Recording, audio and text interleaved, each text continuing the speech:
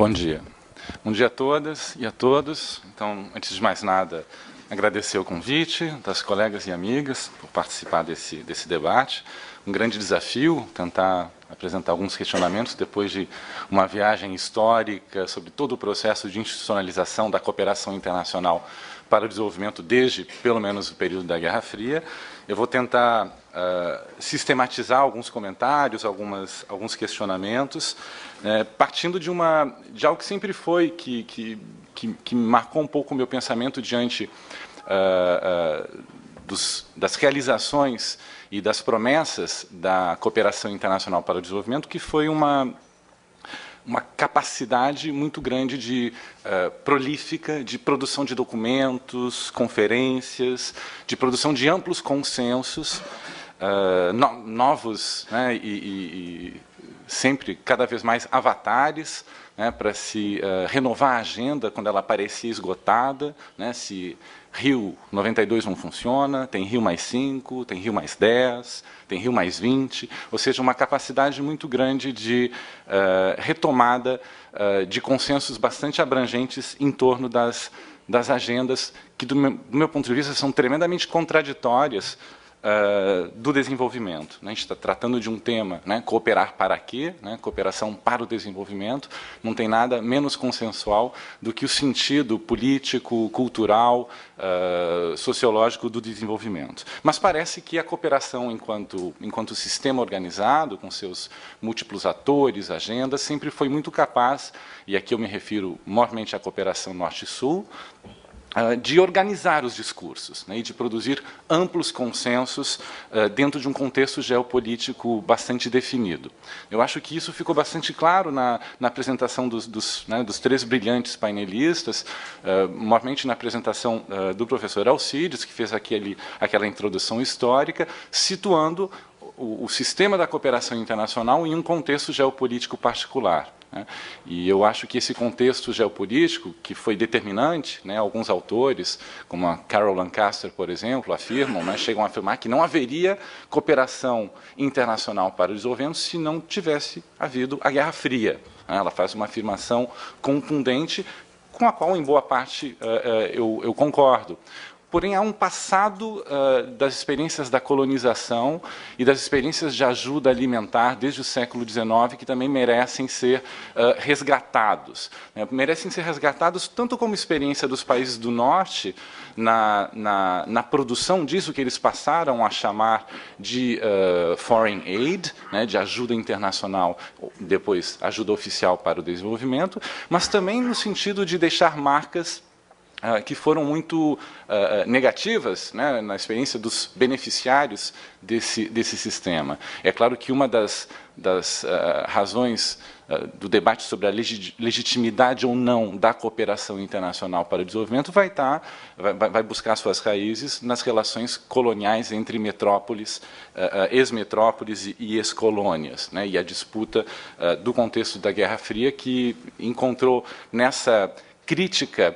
ao etnocentrismo ocidental, nessa crítica antropológica e política ao etnocentrismo do Ocidente, que procura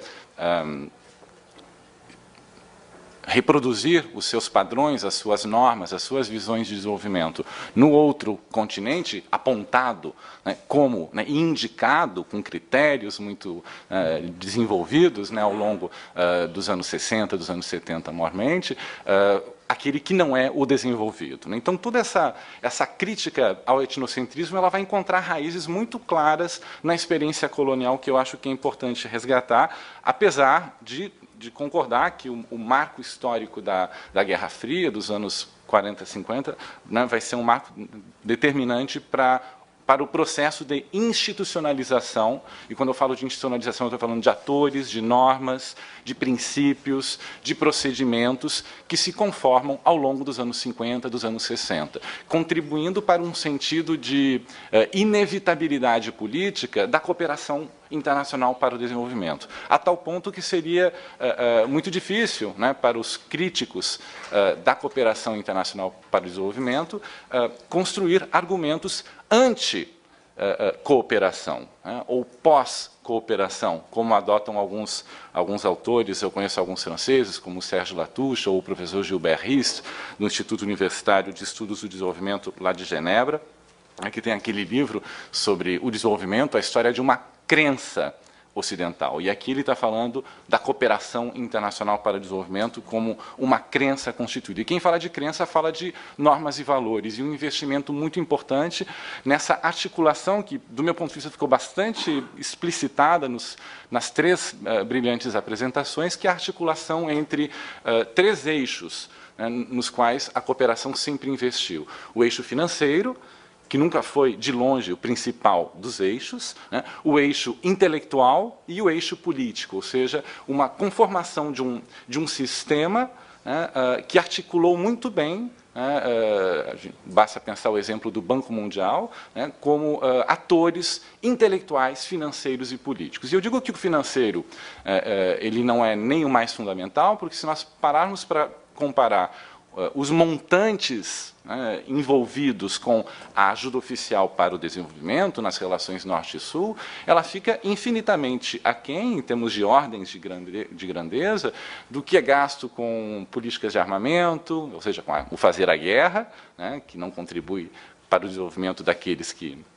são os destinatários, os beneficiários da cooperação oficial para o desenvolvimento, aquilo que é gasto com subvenções agrícolas, ou com as próprias remessas que foram lembradas aqui,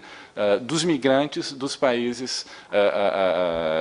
subdesenvolvidos que migram para os países mais desenvolvidos e fazem essas remessas. Então, o financeiro ele não é desimportante, não é isso que eu estou dizendo, mas ele é uma peça de uma articulação que eu diria mais sofisticada, que inclui um investimento intelectual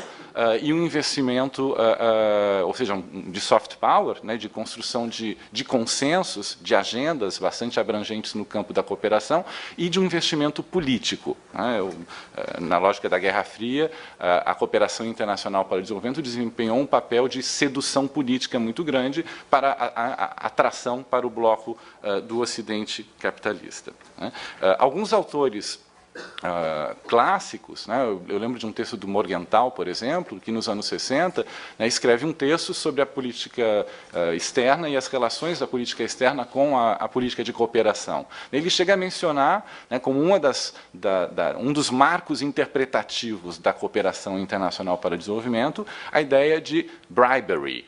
né, quer dizer, de você chantagear e de você trazer para o seu campo, né, quer dizer, e o que cria uma relação muito estreita entre o sistema da ajuda e as políticas externas, né, dos estados doadores, que é algo que, do meu ponto de vista, é claro que está aberto para debates, mas,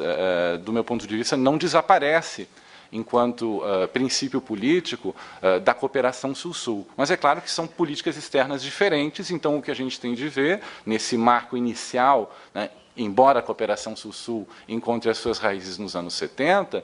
pelo menos, né, a ideia da cooperação técnica entre países em desenvolvimento, o Plano de Ação de Buenos Aires, de 1978, né, então a gente já tem esses antecedentes, é muito evidente que a cooperação internacional provida pelos chamados doadores emergentes também vai seguir prioridades de política externa. Isso não significa, né, ipso facto, que ela será semelhante, né, na sua trajetória com a cooperação Norte-Sul.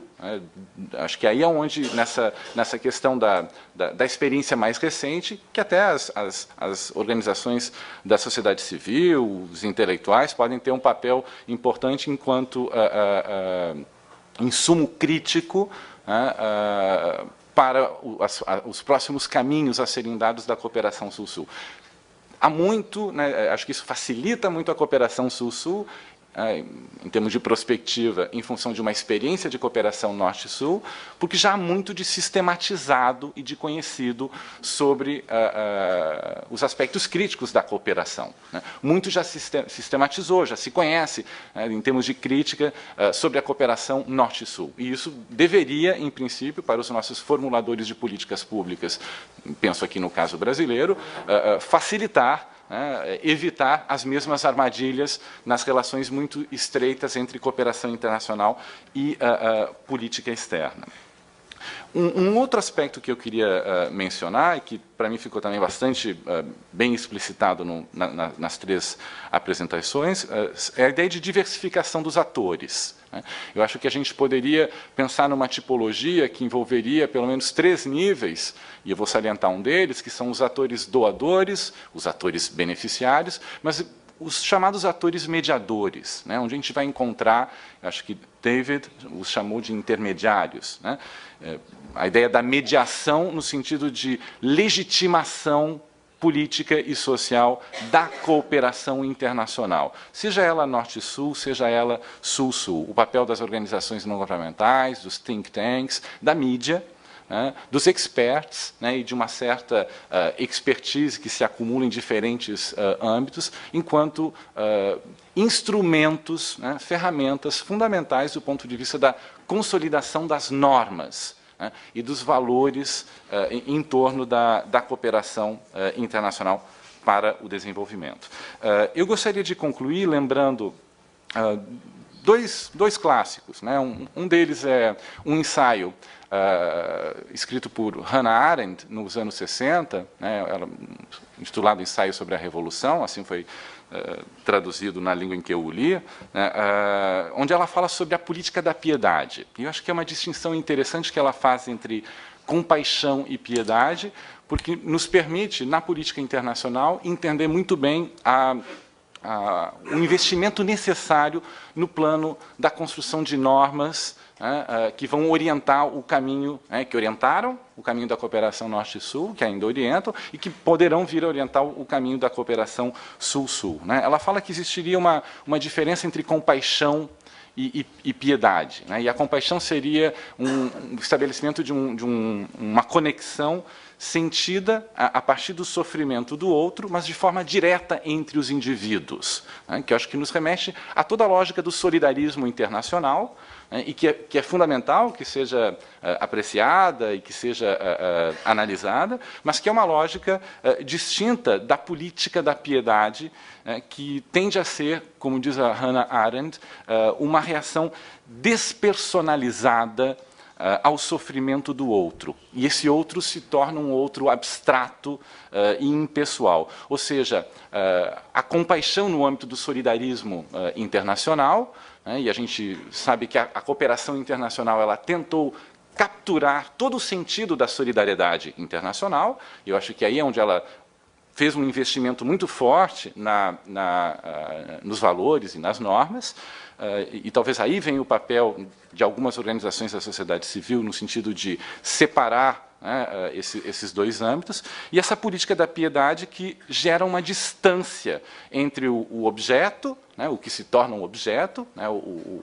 que recebe ajuda, e o observador do sofrimento, que ajuda, mas que às vezes sequer conhece o contexto daquele que é ajudado. Né? Então, eu acho que esse é um elemento interessante que nos permite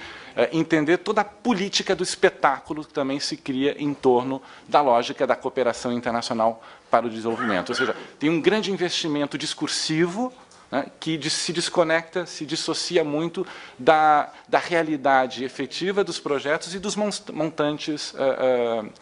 envolvidos. Né? Bom, ainda tinha alguma coisa que eu poderia desenvolver, mas fica para outra ocasião, sobre a ética da responsabilidade, a ética da convicção, que eu acho que é uma pista weberiana que nos ajudaria a entender um pouco o papel das organizações da sociedade civil e o papel dos Estados, que são diferentes nesse sistema bastante complexo, cada vez mais diversificado,